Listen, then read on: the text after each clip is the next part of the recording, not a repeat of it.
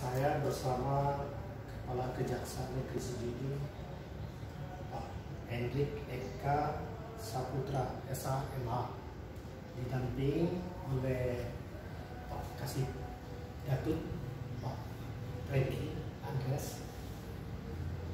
Selamat siang Pak Kejari. Selamat siang Pak Sabta.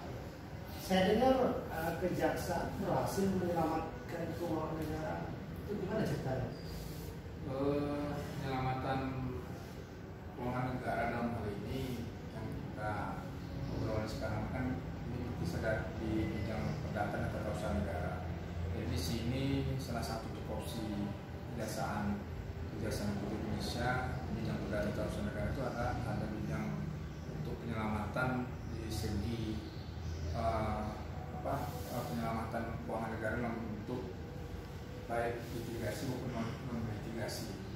Dalam hal ini bisa saya sampaikan, selama periode Juli 2018 sampai dengan Maret 2021, Kejaksaan Negeri Sijujung melalui bidang Datun telah menyelamatkan keuangan negara sebesar 19.871.928.300 dan memulihkan keuangan negara sebesar 1.444.379.411 serta telah menyelamatkan pembayaran uang pengganti sebesar 80.009.300 dalam perkara tindak pidana korupsi berdasarkan Undang-Undang Nomor 3 Tahun 1971 atas nama Musib Malik. Kemudian kegiatan pemulihan dan penyelamatan keuangan negara tersebut diperoleh dari 56 SKK non litigasi dan 15 SKK litigasi, jadi jumlah keseluruhan sekitar 71 SKK. Kejaksaan Negeri Sijujung melalui bidang Datun berkomitmen untuk memulihkan dan menyelamatkan keuangan negara serta menegakkan di bawah pemerintahan di Kabupaten Sijujung. Jadi ini merupakan komitmen kita di Kejaksaan Negeri Sijujung. Dalam hal ini kita tetap membantu pemerintah daerah dalam rangka pemulihan ataupun menyelamatkan uang-uang daerah dalam hal ini yang disalahgunakan. Mungkin itu yang bisa saya sampaikan. Oke, Pak Kejari, mungkin ada nggak sasaran lain yang mungkin difokuskan untuk penyelamatan keuangan negara? Untuk program, kebetulan saya baru sebulan setengah di Kabupaten Sijujung dan saya diberikan amanah untuk menjadi kejari di sini. Memang untuk jangka pendek, program jangka pendek, kita akan mungkin di sini akan memprioritaskan untuk pencegahan untuk penyelamatan keuangan negara tadi dalam ada dua bidang yang mungkin saya akan percepat. Yang pertama, kita mungkin dalam hal ini untuk penyelamatan aset. Penyelamatan aset di sini bahwa kami akan melakukan pendampingan kepada pemerintah daerah dalam hal ini bagian aset, bagaimana supaya aset-aset pemerintah daerah Sijujung itu bisa dikelola dengan baik gitu loh. Kemudian istilahnya tidak dan mudah tercatat gitu loh, dan tidak dikuasai oleh pihak-pihak di luar dari pemerintahan atau pihak ketiga. Bisa kita ambil contohnya seperti mungkin kendaraan roda 2 ataupun roda 4 ataupun mungkin alat-alat berat yang ada di pemerintahan daerah itu istilahnya tercatat dan memang berada di pemerintah daerah, bukan di pihak ketiga gitu loh. Dan ini akan kita coba untuk lakukan bantuan pendampingan supaya aset-aset itu tercatat. Nah, kemudian di segi lainnya mungkin di sini kita akan melakukan upaya pencegahan juga, khusus di penggunaan dana BOS dan penggunaan dana desa gitu. Dan nanti dua area ini akan jadi fokus kita.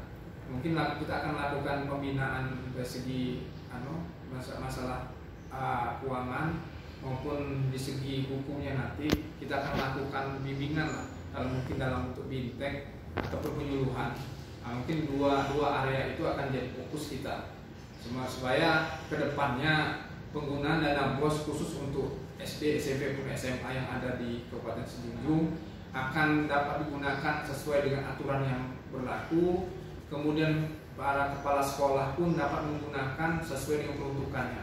Itu satu. Yang kedua, untuk kepala desa dalam hal ini ataupun wali negari dapat menggunakan dana desa yang besar yang ada di negaranya itu sesuai dengan peruntukannya, sehingga berdaya di negara, perekonomian di negara itu akan hidup lebih baik, apalagi di masa COVID gitu loh. Makanya di sini juga perlu adanya pengetahuan dari wali negari maupun perangkat negari sendiri mengenai keuangan itu sendiri. Jadi sehingga uang negari dana desa yang ada di negara itu bisa digunakan sesuai dengan peruntukannya. Itu dari saya. Oke.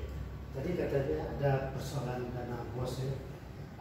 Itu kabarnya terakhir ini ada yang diproses ya.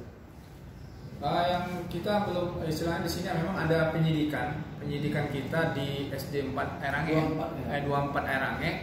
Dalam hal ini memang masih dalam penyidikan kita. Saat ini kita masih dalam posisi penghitungan kerugian negara oleh Inspektorat Kabupaten, dan saat ini sedang dalam penghitungan. Doakan semoga penghitungan ini cepat selesai sehingga kita dapat istilahnya paling tidak untuk menetapkan tersangkanya. Itu mungkin itu merupakan sebagai, kita berharap nanti dengan adanya perkara ya, istilahnya perkara ini akan menjadi sebagai cambuk ataupun shock terapi lah bagi kepala sekolah yang lain supaya tidak berbuat yang menyelewengkan dana bos yang ada. Artinya pihak kejaksaan sedang membidik para penyeleweng dana bos atau dana desa. Jadi bagi Anda yang menggunakan anggaran dana bos atau dana desa harus berhati-hati sesuai apa yang disampaikan Kejari tadi, memanfaatkan sesuai dengan semestinya. Terima kasih.